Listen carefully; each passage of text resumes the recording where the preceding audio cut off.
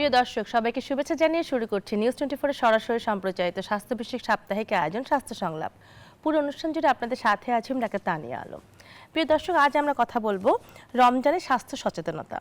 এই বিষয়ে কথা বলার জন্য আমাদের সাথে আজ উপস্থিত আছেন অধ্যাপক ব্রিগেডিয়ার জেনারেল অবসরপ্রাপ্ত AFM শামসুল হক, হৃদরোগ বিভাগের সাবেক প্রধান, সম্মিলিত সামরিক হসপিটাল ঢাকা, এবং মেডিসিন বিভাগের সাবেক প্রধান, আর্ম ফোর্সেস মেডিকেল কলেজ, এবং ইসরাত জাহান, পুষ্টিবিদ, স্পেশালাইজড গ্যাস্ট্রো লিভার কেয়ার। প্রিয় দর্শক, অনুষ্ঠানটি সরাসরি সম্প্রচারিত হচ্ছে। আপনার স্ক্রিনে দেখানো নাম্বারে ফোন দিয়ে প্রয়োজনীয় পরামর্শ নিতে পারবেন। আসসালামু আলাইকুম। কেমন আছেন? আলহামদুলিল্লাহ। আমাদের আজকের বিষয়টা হচ্ছে রমজানের স্বাস্থ্য সচেতনতা। হয়তোবা আগামীকাল অথবা আগামী পরশু থেকে রমজান শুরু হতে যাচ্ছে। তো এই রোজা উপলক্ষে দেখা যায় যে সবার একটা প্রিপারেশন থাকে, কিন্তু যারা পেশেন্ট, যারা ডায়াবেটিক পেশেন্ট, যারা মেডিসিনে হাইপারটেনসিভ পেশেন্ট, আবার যারা কিডনি রোগী, তারা কিন্তু চায় যে রোজাটা রাখতে। মুসলিম প্রধান দেশ, আমরা সবাই মুসলিম, তো সবাই চায় যে রোজাটা সুন্দরভাবে শেষ করতে। কিন্তু শুরু করার সময় অনেকে একটু চিন্তায় পড়ে যায় স্যার, যে ডায়াবেটিক পেশেন্ট অনেক ঝামেলা হয়ে যায়, তারা ইনসুলিন যারা নেয় তাদের ক্ষেত্রে মেডিসিনের একটা অ্যাডজাস্টমেন্ট থাকে, প্রেশারের রোগীদেরও কিন্তু টেনশনে থাকে যে কী করবে না করবে। এই বিষয়ে আমরা একটু শোটা করছি আজকে, যেন সবার এই ধরনের কোশ্চেনের সবগুলো অ্যান্সার আমরা দিতে পারি। স্যার, আপনার কাছে আমি প্রথমে বলবো, যারা ডায়াবেটিক পেশেন্ট, যারা এখনও হয়তো বা ডাক্তারদের কাছে যেতে পারেনি, তাদের জন্য আমরা একটু বলতে চাচ্ছি যে তারা ওষুধটা কিভাবে শুরু করবেন। যারা আগে সকালে নাস্তার সময় ইনসুলিনটা নিত, বা সকালে একটা মেডিসিন নিত, দুপুরে নিত, রাতে নিত, তাদের ক্ষেত্রে তারা কিভাবে শুরু করবে একটু বলবেন। ধন্যবাদ। রমাদান ইসলামিক ক্যালেন্ডারের নবম মাস এবং একটি অত্যন্ত পবিত্র মাস। এই মাসে পবিত্র কোরআন শরীফ নাজিল হয়েছিল। আর এই রোজার মাধ্যমে আমাদের শারীরিক, মানসিক এবং আধ্যাত্মিক উৎকর্ষ সাধনের একটি অপূর্ব সুযোগ রয়েছে, এবং এটি সবার জন্যই ফরজ। অতিবৃদ্ধ অথবা অসুস্থ তাদের জন্য এক্সকিউজ আছে, কিন্তু সামগ্রিকভাবে যারা সুস্থ তাদের জন্য রোজা ফরজ, এবং এটির জন্য তাদের প্রস্তুতি নিয়ে সুন্দরভাবে এক মাসের সিয়াম সাধনার মাধ্যমে এই উৎকর্ষ সাধনের অপূর্ব সুযোগ রয়েছে। রোগীদের মধ্যে যাদের ডায়াবেটিস আছে, এরকম রোগীর সংখ্যা কিন্তু অনেক, কারণ বিশ্বব্যাপী ডায়াবেটিস একটি এপিডেমিক বা মহামারী রোগ হিসেবে বিবেচিত হচ্ছে। একটি পরিসংখ্যান থেকে জানা যায়, সারা বিশ্বের যারা প্রাপ্তবয়স্ক রোজাদার তাদের মধ্যে 36%ই ডায়াবেটিক, এবং প্রায় এই পরিসংখ্যানে আসে যে 10 কোটি মানুষ রোজাদার ডায়াবেটিক রয়েছেন। কাজে তাদের বিষয়টি দেখভাল করাটি অত্যন্ত গুরুত্বপূর্ণ বিষয়। যাদের ডায়াবেটিস আছে তাদের আবার টাইপ 1 ডায়াবেটিস আছে, টাইপ 2 ডায়াবেটিস আছে, অর্থাৎ টাইপ 1 যারা ইনসুলিনের উপর নির্ভরশীল, আর যাদের টাইপ 2 তারা তো মুখের ওষুধ খান, তাদের জন্য তুলনামূলকভাবে সহজ। আর অনেকেই আছেন যারা ডায়েট কন্ট্রোল করেন। কাজেই রোজা শুরু হওয়ার আগে একটু তাদের blood sugar, cholesterol, blood pressure এগুলো চেক করার মাধ্যমে সুন্দরভাবে প্রস্তুতি নেওয়া সম্ভব। যাদের টাইপ 1 ডায়াবেটিস ইনসুলিন নেন তাদের বেলায় সতর্কতা বেশি। যদি তীব্র ডায়াবেটিস হয় এবং অত্যন্ত অনিয়ন্ত্রিত ডায়াবেটিস হয়, তাহলে কিন্তু রোজা থাকাটা খুবই চ্যালেঞ্জিং। সেক্ষেত্রে ইন্ডিভিজুয়াল বা ব্যক্তির একটি অপশন নেওয়ার সুযোগ আছে। যদি শারীরিকভাবে সে যথেষ্ট দুর্বল হয় এবং কমপ্লিকেটেড যদি ডায়াবেটিস হয়, যে না ডায়াবেটিসের কমপ্লিকেশন আরও বেশি বেড়ে যেতে পারে, সেই পরিস্থিতিতে অতিরিক্ত অসুস্থ হলে রোজা তার জন্যে হয়তোবা এক্সকিউজ আছে। কিন্তু বাকি যারা, তাদেরকে ইনসুলিন যারা নেন তাদের জন্যে থাম্ব রুল হচ্ছে, যারা সকালে যে ইনসুলিনটা নিতেন এই ডোজে উনি সন্ধ্যায় নেবেন। কারণ হচ্ছে সন্ধ্যায় তো উনি অনেক ইফতার করবেন, কাজে ওনার ইনসুলিনের কোনো অসুবিধা নেই। আর সেহরির সময়ে সন্ধ্যায় যে ইনসুলিনটা নিলেন ইফতারের সময়, সেহরিতে আনুমানিক তার অর্ধেক হবে।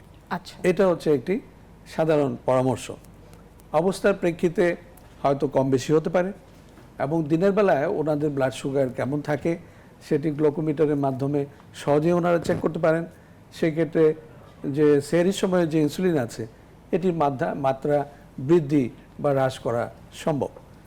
আর ইফতারের সময়ে যে খাবার দাবারটি হবে ডায়াবেটিক রোগীদের, অবশ্যই ওনারা স্বাভাবিক খাবার গ্রহণ করবেন, তবে ঝাল বাজি তৈলাক্ত তাদেরকে অ্যাভয়েড করতে হবে। পাশাপাশি অনেক আইটেম আছে যেগুলোর মধ্যে কনসেন্ট্রেটেড সুগার থাকে, চিনির পরিমাণ খুব বেশি থাকে। সরাসরি ওই ওই ধরনের খাবার খেলে তাৎক্ষণিকভাবে সুগার শোট আপ হয়, লাভ দিয়ে ওঠে।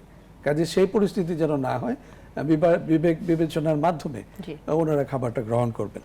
ওর মধ্যে ফলের জুস থাকতে পারে, ওর মধ্যে অন্যান্য ফল থাকবে, আর খাবারটাও কম চিনি, এই ধরনের খাবারটা ওনাদের জন্য ভালো। খাবারের কি হবে ডায়াবেটিক রোগীদের, এই বিষয়ে একটু আমি আপার কাছে আসি। যে আপা, এই যে আমার ডায়াবেটিক রোগী নিয়ে স্যার কথা বলছেন যে যারা দেখা যাচ্ছে একজন ইনসুলিন নিচ্ছে, আমি একদম যে ইনসুলিন নিচ্ছে, ট্যাবলেট খাচ্ছে, তার কথা দিয়ে আলাপ করলে আমাদের সুবিধা হবে। তো উনি সেক্ষেত্রে তো স্যার বললেন যে সকালের ডোজ বিকালে নিচ্ছে, ইফতারের সময়টা মর্নিং ডোজটা করে দিবে, আবার সেহরিতে করবে। তো তার ইফতারিটা কি টাইপের হতে পারে, কিভাবে তারা প্লেটটা সাজাবে একটু বলবেন?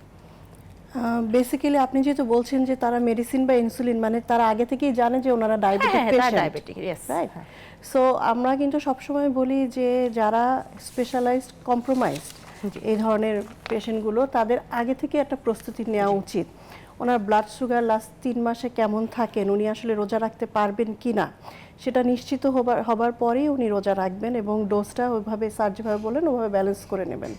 এবং অবশ্যই খেয়াল রাখতে হবে যে ডায়াবেটিস কিন্তু অনেক ধরনের সিচুয়েশন তৈরি করে রোজার মধ্যে। যেমন কেউ কেউ থাকে তাদের কিন্তু মেডিসিন নিচ্ছে বাট নিয়ন্ত্রণে থাকে, উনি খাবারটা নিয়ন্ত্রণে রাখতে পারেন।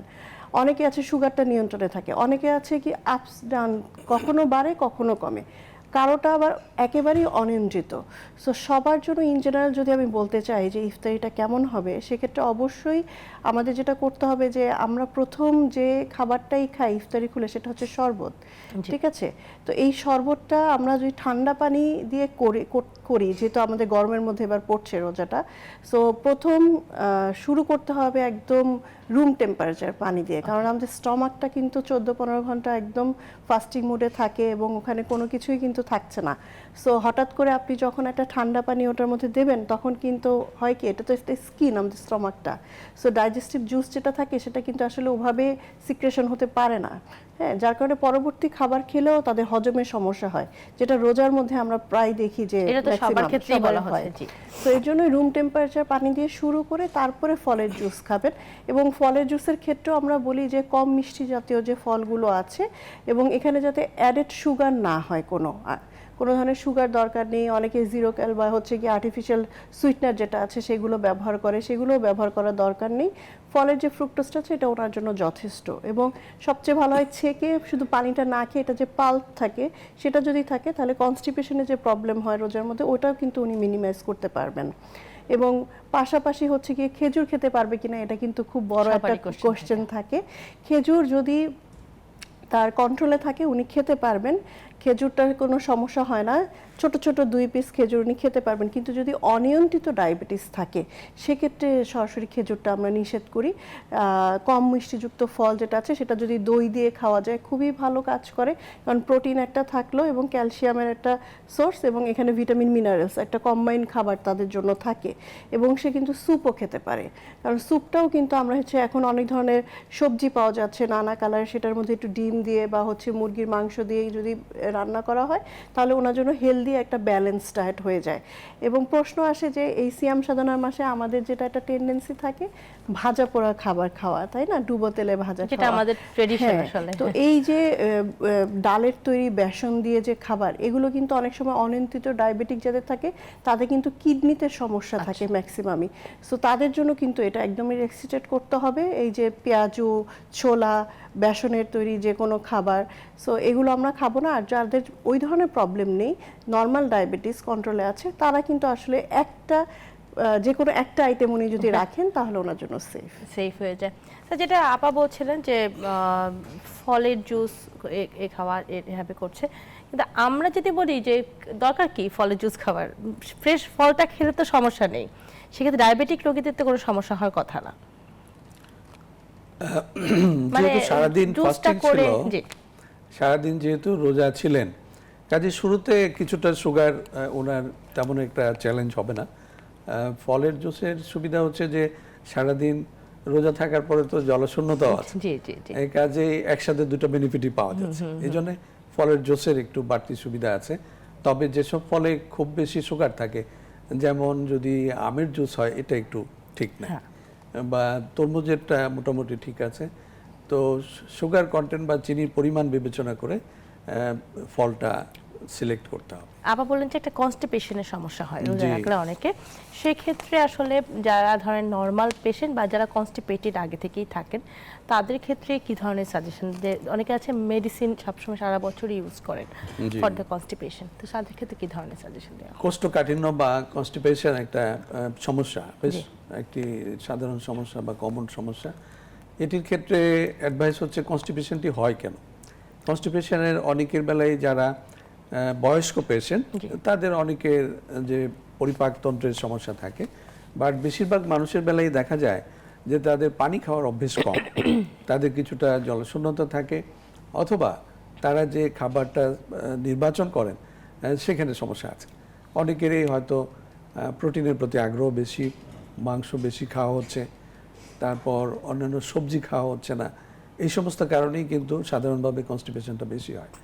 কাজে সেহরির সময়ে আমাদের ইফতার থেকে সেহরি এই সময়ে কিন্তু প্রচুর পরিমাণে তরল খাবার, ফলের জুস এবং পানি খেয়ে জলশূন্যতাকে কমিয়ে দেওয়াটা সম্ভব বা উচিত। পাশাপাশি মাংসের পরিমাণটা কম হবে। যাদের কনস্টিপেশন আছে তারা মাছ, শাকসবজি এগুলোর উপরে জোর দিতে পারেন। আর ঔষধের তো সুযোগ আছেই, যে ওষুধ খেয়ে উনি ছিলেন, বিভিন্ন ধরনের ওষুধ আছে যেগুলো, সেগুলো উনি নিয়মিত সেবন করতে পারবেন শেষ সাথে এবং ইফতারের সময়।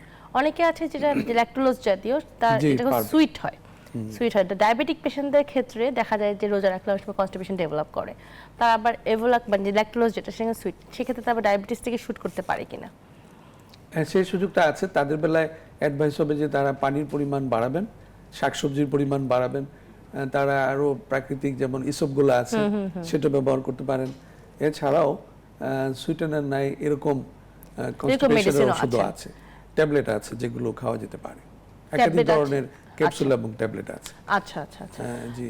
আপা, কনস্টিপেশন পেশেন্টদের জন্য আপনারা প্লেটটা কিভাবে সাজাতে বলেন? যারা ধরেন সারা বছরই অফ অ্যান্ড অন থাকেন, মেডিসিনের উপরে থাকছেন, কিন্তু রোজা তো রাখতেই চাচ্ছেন সবাই, তো সেক্ষেত্রে অবশ্যই যেটা করতে হবে যে স্যার যেটা বলেন যে পানির পরিমাণটা, হ্যাঁ, হাইড্রেট রাখতেই হবে। সেটা হতে পারে, শুধু পানি বলবো না, তরল জাতীয় খাবারের কথা বলবো। হ্যাঁ, পানির পাশাপাশি সে যে ধরনের, কারণ এই গরমকালে কিন্তু আমাদের অনেক ধরনের ফল পাওয়া যায় যেগুলো হচ্ছে অনেক ধরনের পানি ইয়ে করে, যেমন নাশপাতি আছে, তরমুজ আছে, এগুলোতে প্রচুর পরিমাণে পানি থাকে, বাঙ্গি থাকবে।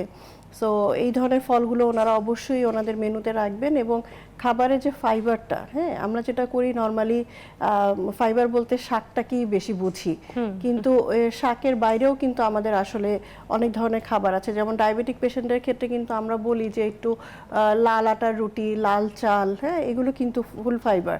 সো ওখান থেকেও কিন্তু ওনারা আঁশের পরিমাণটা পেয়ে যাবে। আবার সলিউবল ফাইবার আমরা বলি, যেগুলো হচ্ছে গিয়ে আমরা ফলের যে আঁশটা থাকে, হ্যাঁ, সেটাও কিন্তু ওই যে পাল্প সহ কেন খেতে বললাম, কারণ হচ্ছে ওটা কিন্তু তার অনেক ডাইজেস্টিভ ইসের মধ্যে হেল্প করবে। এবং আরেকটা বিষয় আমি বলবো যে দইয়ের কথা আমি সবসময় বলি, যাদের কন্টিনিউয়াস হচ্ছে গিয়ে এরকম কনস্টিপেশনের প্রবলেম থাকে, তাদের কিন্তু আসলে দুধটা না খেয়ে বাই প্রোডাক্ট দই যদি ওনারা রাখেন, সেটা টক দই হতে পারে, মিষ্টি দই, কম টক মিষ্টি যেটা আছে সেটাও হতে পারে, সেটা রাখা যেতে পারে। এটা প্রোবায়োটিক থাকে, যেটা একটা গুড ব্যাকটেরিয়া। এটা আমাদের কি করে, গাট ফ্লোটাকে অনেক বেশি হচ্ছে গিয়ে অ্যাক্টিভ রাখে এবং হচ্ছে গিয়ে ওখানে আমাদের যে ডাইজেস্টিভ সিস্টেমটাকে স্ট্রং করে। সো আপনার কনস্টিপেশন হওয়ার হারটা কিন্তু অনেক কমিয়ে ফেলে। দুধ খেলে কি, দুধ আর দইয়ের ভিতরে কনস্টিপেশনের রেটটা ভালো করে কে? এখন দুধটা হচ্ছে আমাদের যেটা হয় যে দুধ নর্মালি আমরা যখন খাই, তখন আমরা যখন ওই স্যার ইসুপগুলোর কথা বলেন, ইসুপগুল যখন খাবো, এটাও কিন্তু একটা বিষয় আছে যে আমরা কিন্তু ইসুপগুলটা ভিজিয়ে রেখে তারপর খাই। এটা কিন্তু একটা রং ওয়ে। আমাদের উচিত কিন্তু হচ্ছে ইসুপগুল পানির মধ্যে দিয়ে তারপর খাওয়া, ওটা পেটে যেয়ে হচ্ছে গিয়ে সাথে সাথে খেয়ে হ্যাঁ, ফেলা। এবং ওইটা পেটে যেয়ে হচ্ছে গিয়ে ওইটা ফুলবে এবং ওইটা ল্যাক্সেটিভ ওয়েতে আমাদের ইয়ে করবে, সিস্টেমটা, বাউলটাকে ক্লিয়ার করবে। আর পাশাপাশি দইটা হচ্ছে, দুধে কিন্তু প্রোবায়োটিক থাকে না। এটা যখন হচ্ছে গিয়ে আমরা হচ্ছে দই তৈরি করছি, ওখানে কিন্তু হচ্ছে প্রোবায়োটিকটা থাকছে। ওই প্রোবায়োটিকটাই আমাদের গাট ফ্লোরাটাকে অনেক হেল্প করে, যেটাকে আমাদের ডাইজেশনের কথা বলি। আচ্ছা, এই ডাইজেশনের সিস্টেমের কারণেই কিন্তু অনেক সময় আমাদের স্টুলটা এত হার্ড হয়ে যায়, আমরা কনস্টিপেশনের সিচুয়েশনটা ফিল করি।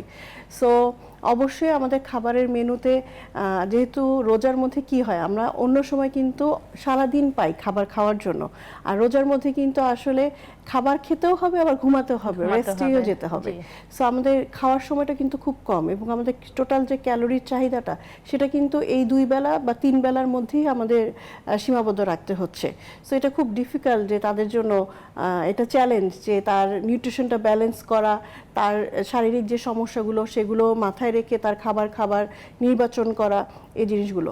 তো আমি বলি যে যদি সন্ধ্যাবেলায় নাও খেতে পারেন, অনেক সময় দেখা যায় যে ইফতারি অনেক ভারী হওয়ার কারণে রাতের খাবারটা উনি খাচ্ছেন না, তো ওই সময় যাতে একটু দই খেয়ে নেন, তাহলে হবে কি তার হচ্ছে গিয়ে তার ডাইজেশন প্রক্রিয়া এবং কনস্টিপেশনের প্রবলেম কিন্তু হবে। আবার সেহরিতেও কিন্তু দরকার হলে খাবারের পরে 1-2 চামচ উনি দই খেয়ে নিতে পারেন।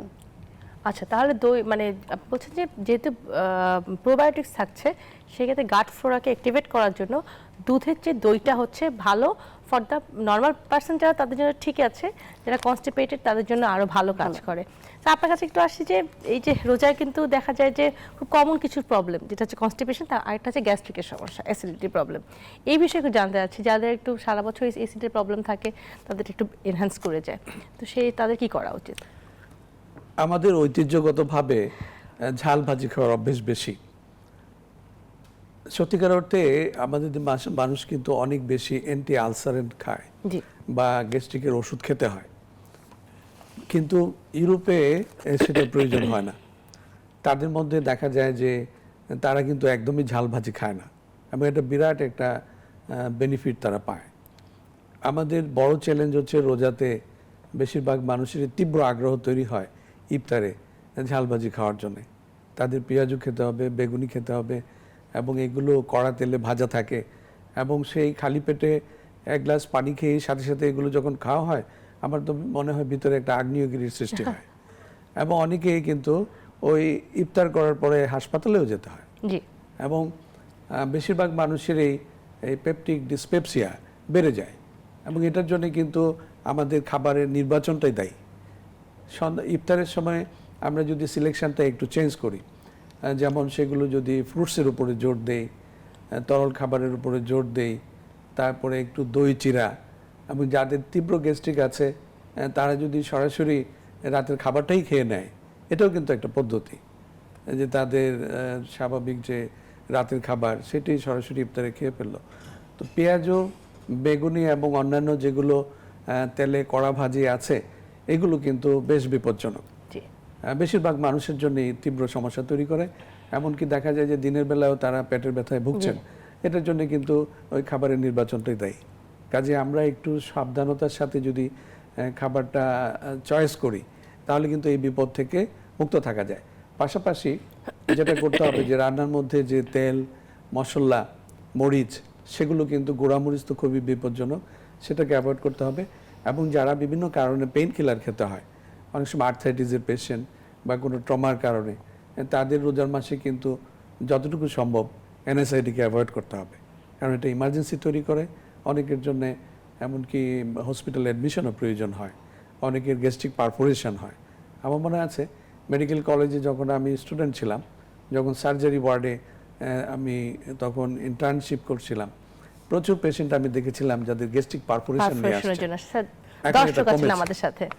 দর্শক, আপনার পরিচয় দিয়ে প্রশ্নটি করুন।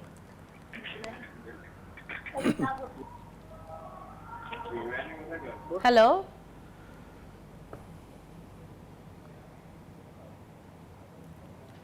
দুঃখিত দর্শক, লাইনটা কেটে গেছে, আপনি আবার চেষ্টা করুন। স্যার, তাহলে হচ্ছে গিয়ে সেক্ষেত্রে আমাদের যেটা হচ্ছে, আমাদের আসলে কিছু করার নেই, ঐতিহ্য একটা ব্যাপার আছে, তো মনে হয় যে একটু আমরা একটু কমিয়ে দিয়ে চেঞ্জ করা আছে। কারণ এখন দেখা যায় যে একটা বাসায় ইয়াং জেনারেশনও থাকে, একটু যারা বয়স্ক তারাও থাকেন, তো সবার জন্য মিলিয়ে যদি ফুডটা প্রিপারেশন করা যায়, তাহলে হয়তো বা পুরো 1 মাস আমরা খুব ভালো থাকতে পারি। আমরা আরও কিছু কথা বলবো এটা বিরতির পর এসে। ফিরছি ছোট্ট একটি বিরতির পর, স্বাস্থ্য সংলাপের সাথেই থাকুন।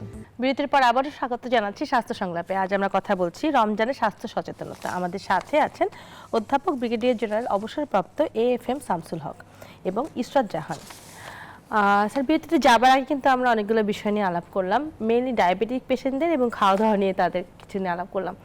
যারা হাইপারটেনসিভ পেশেন্ট তাদেরও কিন্তু দেখা যায় যে একটা মেডিকেশন থাকে সবসময়, তারা দিনে 2 বার বা 3 বার করে খান। এবং যারা হার্টের পেশেন্ট তাদের হচ্ছে দেয়া থাকে ব্লাড থিনারটা দেয়া থাকে প্রতিদিন, দেখা যায় টাইমিংটা হয়তো সকাল বা দুপুরে দেয়া থাকে।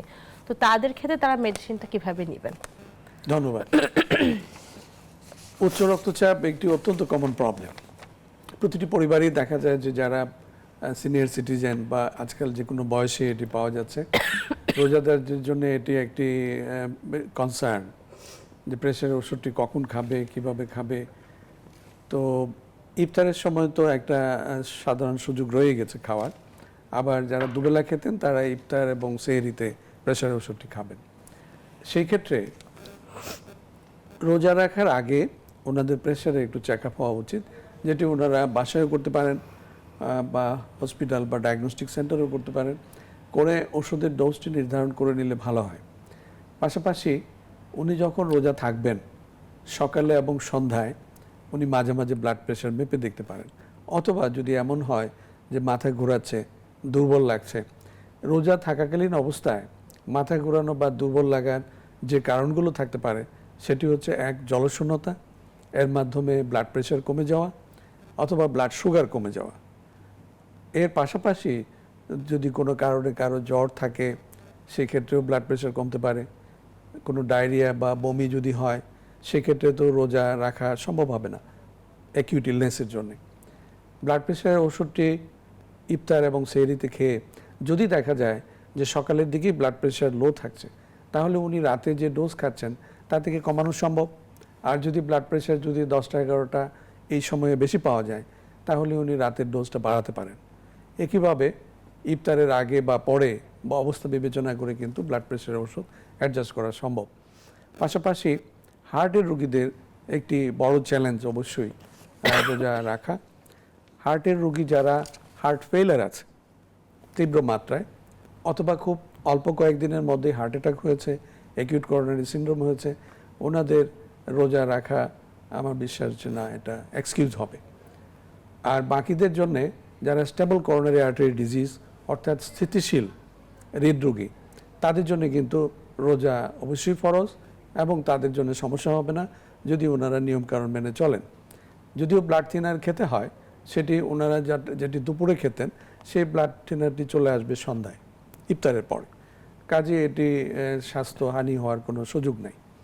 ওভারঅল যদি বলি তাহলে রোজা কিন্তু হার্টের জন্য অনেক ভালো, অনেক উপকারিতা রয়ে গেছে। কিভাবে? এই রোজা আমাদের ব্লাড প্রেশার কমাতে সাহায্য করে, ব্লাড সুগার কমাতে সাহায্য করে, কোলেস্টেরল কমাতে সাহায্য করে, পাশাপাশি মস্তিষ্কের কর্মক্ষমতা বাড়ায়, এমনকি বয়সের যে এগুলো আসে পরিবর্তনগুলো সেগুলোকে সে অ্যান্টিঅক্সিডেন্ট পদ্ধতিতে বা অটোফেজির মাধ্যমে কমাতে সাহায্য করে। পাশাপাশি রোগ প্রতিরোধ ক্ষমতা বাড়ায়, আমাদের যে ডিটক্সিফিকেশান বা শরীরের যে বিভিন্ন ধরনের টক্সিন জমা হয় সেগুলোকেও বের করে দিতে সাহায্য করে। সামগ্রিকভাবে যে মেটাবলিক অ্যাক্টিভিটি, সেই মেটাবলিক অ্যাক্টিভিটি কমিয়ে হার্টবিটকে কন্ট্রোল করে, সেদিক থেকেও কিন্তু এটি হার্টের জন্য ভালো। হার্টের জন্য অনেকগুলো উপকারী পয়েন্ট রয়ে গেছে হৃদরোগীদের জন্য, কিন্তু যারা বেশি অসুস্থ তাদের জন্য হয়তো সুইটেবল হবে না। আর যারা হার্ট ফেইলার আছে, যারা কিনা ডায়রিটিক খান শরীরে পানি বের করে দেওয়ার জন্য, তাদের জন্য একটি সমস্যা। সেরকম রোগীর সংখ্যা কম এবং সেক্ষেত্রে রোজা রাখাটা কঠিন হবে, কঠিন হয়ে যাবে। আপনার কাছে আসি একটু কমন প্রশ্ন নিয়ে, যেটা হচ্ছে যত কিছুই বলা হোক, আমরা যেহেতু বাংলাদেশি এবং মুসলমান, আমাদের কিছু ট্রেডিশন আছে। আমরা সেই ট্রেডিশনেই, সেই ছোটোবেলা থেকেই আমরা দেখে আসছি, এই ট্রেডিশনে আমাদের ইফতারটা প্লেটটা সাজানো হয়। তো এখন আস্তে আস্তে দেখা যায় যে বয়সের কারণে অনেকে চেঞ্জ করছে, কিন্তু ইচ্ছা তো করে। তো সেক্ষেত্রে আপনাদের কি সাজেশন থাকে? যে আমাদের বুট ছোলা খেতে ইচ্ছা করে, আমাদের পেঁয়াজও খেতে ইচ্ছা করে, আবার হচ্ছে চপও খেতে ইচ্ছা করে, কিন্তু আপনারা মানা করছেন, তাহলে কি করব আমরা? আসলে আমরা খেতে নিষেধ করি না, আমরা বলি হেলদি ওয়েতে আসলে যদি করা যায় সেভাবে খাওয়া। আমাদের কুকিং প্রসেসটা আসলে আমরা যদি চেঞ্জ করি, লাইক একটু যদি ডিটেলস বলি, সেটা হচ্ছে আমরা ছোলা খাই।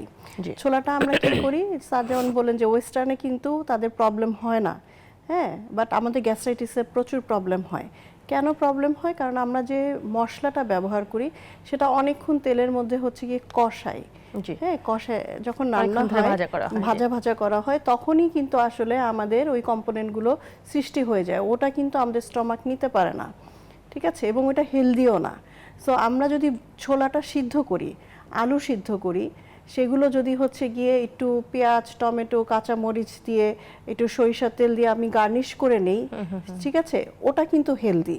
ওটা কিন্তু আপনার ওখান থেকে আপনি একটু লেবু রস দিয়ে নেবেন, কারণ হচ্ছে ছোলার মধ্যে যে আয়রন আছে সেটা ভিটামিন সি ছাড়া কিন্তু অ্যাবজর্ব হবে না।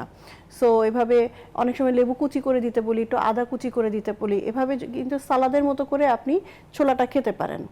হ্যাঁ, ওটা কিন্তু হেলদি, ওটা কিন্তু আপনার সিয়াম সাধনা যেটা আপনি করতে চাচ্ছেন, আপনি যেভাবে আমাদের ট্রেডিশন, ওটা কিন্তু ভাঙবে না, বাট কুকিং প্রসেসটা আপনি চেঞ্জ করলেন। আলুর চপ আপনি খান, আলুর চপের আমরা কোটিংটা কি করি? বেসন দিয়ে করি, তাই না? তো বেসন দিয়ে করার কারণে যেটা হয়, আমাদের ডুবো তেলে সবসময় কিন্তু ওটা ভাজতে হয়, নাহলে কিন্তু ওটা ওয়েল কুকড হবে না। সো ওটা আমরা না করে আলুর যে চপটা, ওটা করার পর যদি আমরা হচ্ছে ব্রেড ক্রাম্ব দিয়ে যদি বা মুড়ি একটু ভেঙে সেটা দিয়ে যদি আমরা হচ্ছে সেটার উপরটা কোটিং করি ডিম দিয়ে, তাহলে ওইটা কিন্তু আপনি শ্যালো ফ্রাই করতে পারবেন। সো এই ওয়েতে কিন্তু ওটা আপনি তেলও কম লাগলো, প্লাস হচ্ছে কিন্তু এটা হেলদিও হলো, ডুবো তেলে হলো না। সো আপনি আলুর চপ খেতে পারবেন। এভাবে করে যদি আমরা হচ্ছে গিয়ে সিস্টেমটা করি, তাহলে কিন্তু এটা আমাদের শরীরের জন্য আসলে খুব বেশি হার্মফুল হয় না। সো আমাদের একটু দৃষ্টিভঙ্গি চেঞ্জ করা, কুকিং প্রসেসটা চেঞ্জ করা, তাহলে কিন্তু আমরা খেতে পারবো। আরেকটা বিষয় হচ্ছে যে আমরা বারবার বলি যে রোজাতে আমরা একই তেলে বারবার ভাজার আমাদের টেন্ডেন্সি, কারণ যেহেতু ডুবো তেলে ভাজতে হয়, সো তেলেরও দাম বেশি, আমরা তেলটা ফেলে দিতে চাই না, চেষ্টা করি 4-5 দিন একই তেলটা ইউজ করার জন্য। এবং ওইটা ভাজাটা কিন্তু আমাদের হাই হিটে হয়। যখনই যে কোনো ভালো তেল আপনি হাই হিট দিবেন, তখন এটা ট্রান্সফ্যাট হয়ে যায়, এবং এই ট্রান্সফ্যাটটা কিন্তু আমাদের এই শরীরে যত ধরনের টক্সিসিটি তৈরি করে, ইভেন কি ক্যান্সার সেল করার জন্য যে ট্রিগার, সে কিন্তু এটা করে ফেলছে। সো এইটা আমাদের মাথায় রাখতে হবে যে তেলের ব্যবহারটা আমি কমাবো, যেহেতু হাইপারটেনশনের কথা হচ্ছে, লবণের ব্যবহারটা কমাবো। আমরা এক্সট্রা লবণ আমরা অনেককে খেতে এই সময় মুড়ি মাখার মধ্যে দেই, সো এক্সট্রা লবণ যাতে আমরা ব্যবহার না করি। সো এই জিনিসগুলো, এবং চেষ্টা করব কাঁচা জিনিস খেতে। হাফ ডান জিনিস আমাদের শরীরের জন্য অনেক ভালো, বিশেষ করে সবজি। কিন্তু মাছ মুরগি যেটা আছে সেটা আবার ওয়েল ডান করে খেতে হবে, ভালো করে রান্না খেতে হবে। এবং রোজার মধ্যে সবচেয়ে ভালো হয় যে একদম সহজ পাচ্য খাবার, যেমন মাছ জাতীয় যে খাবার, মাছের ফাইবারটা কিন্তু খুব সহজে আমাদের হজম হয়ে যায়। হ্যাঁ, ওটার জন্য কিন্তু বেশি আমাদের ক্যালোরি করতে হয় না। সো যেহেতু আমাদের ক্যালোরি ইনটেকটা একটু আমরা কম করতে পারি, সো এমন কোনো খাবার খাবো যেটা আমাদের হজম করতে ক্যালোরি খরচও কম হবে। সো আমাদের শরীরটাও ভালো থাকবে এবং আমাদের রোজা রাখাতে আমাদের কোনো সমস্যা হবে না। আচ্ছা, আমরা আরো কিছু কথা বলবো এটা বিরতির পর এসে। ফিরছি ছোট্ট একটি বিরতির পর, স্বাস্থ্য সংলাপের সাথেই থাকুন। বিরতির পর আবারও স্বাগত জানাচ্ছি স্বাস্থ্য সংলাপে। আজ আমরা কথা বলছি রমজানের স্বাস্থ্য সচেতনতা এই বিষয় নিয়ে। আমাদের সাথে আছেন অধ্যাপক ব্রিগেডিয়ার জেনারেল অবসরপ্রাপ্ত AFM শামসুল হক এবং ইসরাত জাহান। বিরতির আগে আমরা ডায়াবেটিক পেশেন্টদের নিয়ে কথা বললাম স্যার, হাইপারটেনসিভ এবং যারা হার্টের অসুখ আছে যারা, তাদেরকে নিয়ে কথা বললাম। কিডনি রোগীরাও কিন্তু রোজা রাখতে চান, কিন্তু কিডনি রোগীদের ক্ষেত্রে একটা স্পেসিফিক জিনিস থাকে যে তাদের একটা ফ্লুইড রেস্ট্রিকশন, যে এতটুকু পানি খেতে হবে সারাদিনে। তো আপনার মানুষের মাঝে বলেছেন যে আমাদের সময়টা, খাওয়ার সময়টা কিন্তু খুব কম, এই সময়ের মধ্যে আমাদের সব ইনটেক করতে হবে। তো সেই ক্ষেত্রে তাদের জন্য কি নির্দেশনা থাকেন একটু বলবেন? ধন্যবাদ। ডায়াবেটিসের সংখ্যা যেমন বাড়ছে, তারপর কিডনি রোগীদের সংখ্যাও বাড়ছে। বাড়ার পিছনে কারণ হচ্ছে উচ্চ রক্তচাপ, ডায়াবেটিস এবং অযাচিত পেইন কিলারের ব্যবহার, NSAIDের, সব মিলে কিডনি রোগীর সংখ্যা কিন্তু বাড়ছে। কিডনি রোগীদের বেলায় আমরা ঢালাওভাবে না বলে আমরা যদি এইভাবে বিবেচনায় নেই যে যাদের কিডনি রোগ প্রাথমিক পর্যায়ে আছে, যাদের মাঝারি পর্যায়ে আছে, অথবা যাদের তীব্র পর্যায়ে আছে। যাদের তীব্র পর্যায়ে আছে, ক্রিয়েটিনিন অনেক বেশি, যাদের হাত পায়ে পানি আছে, পা ফোলা আছে, অথবা ডায়ালাইসিস হচ্ছে, তাদের পক্ষে রোজা রাখা সম্ভব না রোগের তীব্রতার জন্য। যাদের প্রাথমিক পর্যায়ে আছে, ক্রিয়েটিনিন অল্প বেশি, তাদের আতঙ্কিত হওয়ার প্রয়োজন নেই, তাদের ফ্লুইড রেস্ট্রিকশনেরও প্রয়োজন নেই। শুধু তাদের খেয়াল করতে হবে যে প্রোটিন যেন তারা একটু কম খায়, আমিষ জাতীয় খাবার, তারা যেন রোজার মাসে কোনো ব্যথার ওষুধ না খায়, কারণ হচ্ছে যে সেটাতে আবার কিডনির সমস্যাটা বেশি হতে পারে রোজা থাকার ফলে। পাশাপাশি যেটা যে অন্যান্য বিষয়গুলো খেয়াল রাখতে হবে যে তাদের যেমন পানিটা তারা স্বাভাবিকই খাবে, যাদের অল্প কিডনির সমস্যা আছে। সমস্যা হবে যাদের মাঝারি, তাদের একটু বিবেক বিবেচনা নিয়ে কাজ করতে হবে। তাদেরও প্রোটিন রেস্ট্রিক্টেড থাকবে, যেমন তাদের 40 থেকে 50 গ্রাম পার ডে সেই পরিমাণ প্রোটিন। এই প্রোটিনটা ডিম হোক, মাছ হোক, মাংস হোক, যাই হোক সেটা এই পরিমাণের মধ্যেই সীমাবদ্ধ থাকতে হবে। এই 40 থেকে 50 গ্রামকে উনি ইফতার এবং সেহরিতে ভাগ করতে পারবেন, কিন্তু সারাদিনের পরিমাণটা তাকে মেনটেন করতে হবে। পাশাপাশি উনি পানি যেটা ওনার 24 ঘন্টার পানি যেটা রেস্ট্রিকশন সেটা মেনটেন করতে হবে। এবং সিজনটা ইম্পর্টেন্ট জিনিস, যে এটা কি শীতকাল নাকি এটা গ্রীষ্মকাল। গ্রীষ্মকাল হলে তো পানির পরিমাণ একটু বাড়ে, তবে এখন যেহেতু শীতের মধ্যেই মোটামুটি রোজার শুরু হচ্ছে, কাজেই ওনাদের বাড়তি পানি খাওয়ার সুযোগ নেই, বরং যে পরিমাণ ইনস্ট্রাকশন আছে যার যার নিয়মিত পানি খাওয়ার যে লিমিট করা আছে তার মধ্যেই থাকবেন। ওনারা শুধু কঠোরভাবে খেয়াল করবেন যেন প্রোটিনটা বেশি খাওয়া না হয় এবং কোনো ব্যথার ওষুধ না খান, এই দিকগুলো খেয়াল করতে হবে। ওনাদের ঔষধ যেগুলো ওনারা নিয়মিত খেতে পারবেন। দুপুরের কোনো ওষুধ থাকলে এটা সন্ধ্যায় ইফতারে শিফট করে নিতে পারেন। আপা আপনার কাছে আসছি যে অনেকে দেখা যায় যে মানে যেহেতু সবাই অফিস করে, তো দেখা যায় রাতে ঘুমে যেহেতু ডিস্টার্ব হয়, তো ইফতারিটা করে, রাতে খাবার হয়তো হালকা পাতলা খেয়ে ফেলে সেহরিটা মিস করে, বা সেহরিটা ইন্টেনশনালি খায় না, একটু পানি খেয়ে ফেললো বা খেলোই না একদম, অথবা লেট নাইটে খেয়ে ওটা করে ফেললো, সেক্ষেত্রে তার ফাস্টিং আওয়ারটা অনেক বেশি হয়ে যায়। এটা কি ঠিক কিনা? তো অবশ্যই ঠিক না, কারণ হচ্ছে গিয়ে আমাদের বডি কিন্তু একটা সাইকেল অনুযায়ী চলে। সো মেটাবলিজমটাও কিন্তু ওভাবেই হয়, আমরা যখন খাই তখন ওটা আমাদের বডি কাজ করে। সো সায়েন্টিফিক্যালি এবং আমাদের ধর্মীয়ভাবেও ওভাবেই ডিজাইন করা যে আসলে সেহরিটার যে সময়টা, ওই সময়টা খেলে আমাদের শরীর কিন্তু এরপর থেকে হচ্ছে কাজের জন্য শুরু হতে থাকে আর কি। তো নর্মালি আমরা সেহরিটা স্কিপ করি, কিন্তু সেহরিটা আমাদের অনেক সময় মনে করে যে পরবর্তী দিনের আমাদের যে ক্যালোরিটা দরকার হয় সেটা কিন্তু শুরু হয় সেহরির খাবারটা দিয়ে। সো এটা এর জন্যই অনেক ইম্পর্টেন্ট। এবং দেখবেন যে যারা আসলে কন্টিনিউয়াসলি এরকম না খেয়ে বা স্কিপ করে রাখছে, তাদের কিন্তু আসলে সাইকোসোশ্যাল একটা কিন্তু প্রবলেম তৈরি হয়। যেমন মেজাজ খিচখিচে হয়ে যায়, দুপুরের পর থেকে ওনার সাথে কোনো কথা বলা যাবে না, এবং মাথা ব্যথা শুরু করে, এবং এই মাথা ব্যথাটা কিন্তু ইফতার করার পরেও থেকে যায়। হ্যাঁ, সো তার যে দৈনন্দিন কাজ সেটার উপরেও কিন্তু এটার একটা প্রভাব পড়তে থাকে। সো অবশ্যই আমি সাজেস্ট করব যে সেহরি অবশ্যই খাওয়া, যদি খুব বেশি না হয় অন্তত 1 গ্লাস দুধ এবং 2টা খেজুর এটা খাওয়া, বা একটু দই খেতে পারে, দই চিড়া খেতে পারে, মানে একদম সহজ পাচ্ছ, ওনার বেশি সময় না লাগে এরকম খাবার যদি উনি খায়, তাহলে কিন্তু ওনার জন্য আসলে পরবর্তী দিনের যে ক্যালোরি চাহিদা সেটা পূরণ করাটা খুব সহজ হয়ে যায়।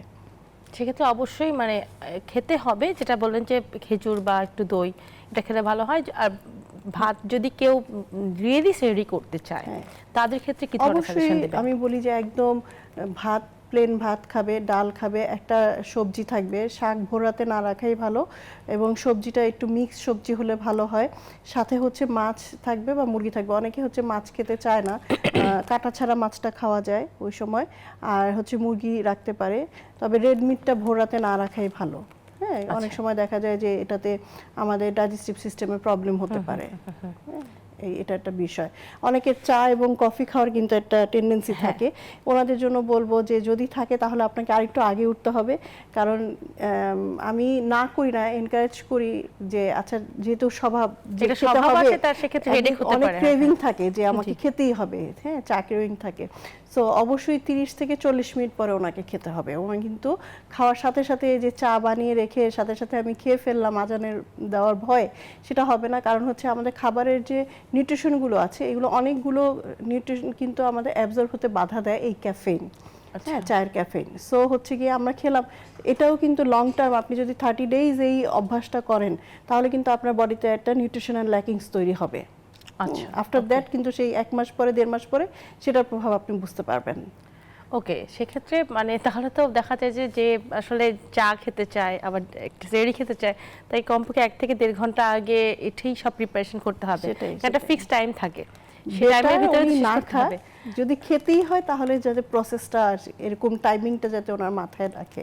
আবার আমরা ওষুধ একদম শেষ দিকে চলে এসেছি, আপনি একটু সংক্ষেপে বলবেন আমাকে যে এই রমজানে সুস্থ থাকার জন্য মানে কিভাবে একজন সাধারণ মানুষ তার ইফতার থেকে তার সেহরি অলরেডি আমরা বলে ফেলেছি, আরেকবার বলবেন যে তার কোনো মিল স্কিপ করা কি ভালো? কারণ অনেকে আবার চিন্তা করে যে এই ফাঁকে ডায়েটে হয়ে যাক, রমজান রোজাও রাখছি ডায়েটও করে ফেলছি, সেটা কি ঠিক হবে কিনা, এবং এক্সারসাইজের টাইমিংটা একটু বলবেন। সবচেয়ে ভালো হয় যে যদি কেউ ডায়েট কন্ট্রোল করতে চায় এই সময় খুব চমৎকার একটা সময়, কারণ অলরেডি কিন্তু আমাদের ফাস্টিং এটা টাইম আমরা এখানে দিয়ে দিচ্ছি। সো পাশাপাশি ইফতারিতে আমি বলবো যে ওনাদের হচ্ছে মাঝারি টাইপের যে সুগারি খাবারগুলো আছে, ডিরেক্ট সুগার যাতে উনি ইনটেক না করেন, ঠিক আছে? খেজুর খেতে পারবেন, খেজুর ডিফারেন্ট, খেজুরটা উনি এনার্জির জন্য খেতে পারবেন, কিন্তু অন্যান্য যে সুগারি আইটেমগুলো আছে সেটা না খেয়ে ফলের জুস যেটা আমরা বললাম, বা ফলের চাট খেতে পারে দই আমি দিয়ে। ইন্টারাপ্ট করি, অনেকে ফলের জুসে, অনেকে আখের রস খান। হ্যাঁ, আখের রসও খাওয়া যাবে। আচ্ছা, আখের রস খাওয়া যাবে, আখের গুড় যেটা আছে সেটা দিয়ে উনি শরবত খেতে পারেন, চিরা দিয়ে শরবত খেতে, এটা এনার্জি ড্রিঙ্ক হিসেবে কিন্তু এখানে কিন্তু অনেক মাইক্রো মিনারেলসও থাকে আমাদের বডির জন্য ভালো, হ্যাঁ সেটা খেতে পারবে। সো হচ্ছে গিয়ে তারপর হচ্ছে ওই ভাজা পোড়াটা তাহলে উনি অ্যাভয়েড করবেন এই সময়, হ্যাঁ এটা খাবেন না। এবং রাতের বেলা উনি মিল স্কিপ করবেন না, 10টা-11টার সময় উনি তারাবি নামাজ পড়ে উনি খাবারটা খাবেন, এবং ওখানেও সহজপাচ্য খাবার খাবে, খুব বেশি দরকার নেই। বা কেউ যদি মনে করে যে সালাদ খাবে, একটু প্রোটিন সালাদ, হ্যাঁ যে কোনো একটা মাছ মুরগি বা চিংড়ি মাছ দিয়ে সুন্দর করে একটা সালাদ খেতে পারে। এবং সেহরিতেও সে কিন্তু চমৎকার ভাবে খাবে, এবং অনেকে সাদা ভাত না খেলে উনি রুটিও খেতে পারেন। জি স্যার, আপনার কাছে আসছি, এখনো একদিন বাকি আছে, হয়তো বা আগামী পরশুদিন থেকে হয়তো রোজা শুরু হবে, তো সেক্ষেত্রে যারা এখনো কোনো প্রিপারেশন নেয়নি, পেশেন্টরা, তাদের ক্ষেত্রে কি করা উচিত? সিয়াম সাধনার মাধ্যমে শারীরিক, মানসিক এবং আধ্যাত্মিক উৎকর্ষ অর্জন করতে হলে অবশ্যই এটা প্রস্তুতি প্রয়োজন। বিশেষ করে শারীরিক প্রস্তুতির ক্ষেত্রে যাদের উচ্চ রক্তচাপ আছে, কিডনি প্রবলেম আছে, হার্ট ডিজিজ আছে, অথবা কোলেস্টেরল বেশি বা ডায়াবেটিস আছে, তাদের অবশ্যই প্রস্তুতির প্রয়োজন আছে। সেক্ষেত্রে তাদের এখনও সময় আছে, তারা একটু চেক আপ করে নিতে পারেন যার যেটা সমস্যা সেগুলো, যেমন ক্রিয়েটিনিন, ফাস্টিং ব্লাড সুগার বা র্যান্ডম ব্লাড সুগার, পাশাপাশি তার ব্লাড প্রেশার, ওদিকে কোলেস্টেরল, এগুলো একটু ছোট্ট টেস্টের মাধ্যমে রোজার জন্য প্রস্তুতি নিতে পারেন। তবে এটাও মনে রাখতে হবে যে ইসলামিক স্কলারদের মতে ব্লাড টেস্ট করলে রোজা মাকরু হয় না, এটা এখন অত্যন্ত স্বতঃসিদ্ধ ব্যাপার। সেই হিসাবে ওনারা সেই সুযোগটা তো থাকছেই, কিন্তু প্রস্তুতি হিসাবে ওনারা এই বিষয়গুলো দেখে নিতে পারেন।